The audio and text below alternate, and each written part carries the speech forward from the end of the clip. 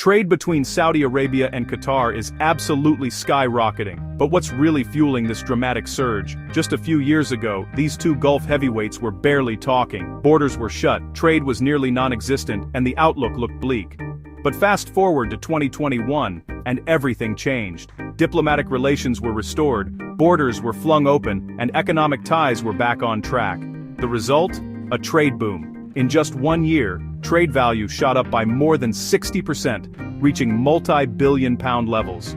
So why is this happening now? Well, for starters, improved political ties have removed a massive hurdle. When governments get along, business just gets easier. Simple as that.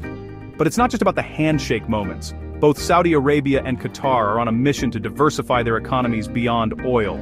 Saudi Arabia's Vision 2030 and Qatar's own plans are opening up massive new opportunities in Media Group, modern factory floor in Gulf region, assembly line with workers in PPE's Yar stock, distribute, just equally, manufacturing, tech, logistics, finance, and even tourism. In the first half of 2025 alone, Saudi's non-oil sector grew by over 4%, and Qatar's by more than 5%. Now, let's talk logistics. With the land border reopened, it's much faster and cheaper to transport goods by road. That means businesses can get products to market more efficiently, and everyone benefits. Air connectivity's taken off as well. Just this January, Qatar Airways launched a new direct route to Hale, their 13th Saudi destination. They're now flying over 150 times a week into the kingdom. All of this makes cross-border business not just possible, but practical. But the story doesn't stop there. This trade boom is part of a wider trend across the Gulf.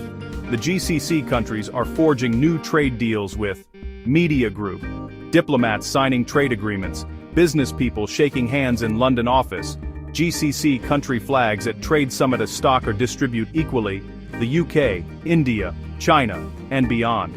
The UK, for example, recently signed a $6.4 billion commercial package with the Gulf, much of it with Saudi Arabia. We're seeing big investments in Media Group, fintech professionals in modern office, digital banking app on smartphone, UK and Saudi business leaders signing contract to stock or distribute equally, digital banking, infrastructure, and even cutting-edge climate technology. Why does it matter? Well, this isn't just about shipping more widgets across the border.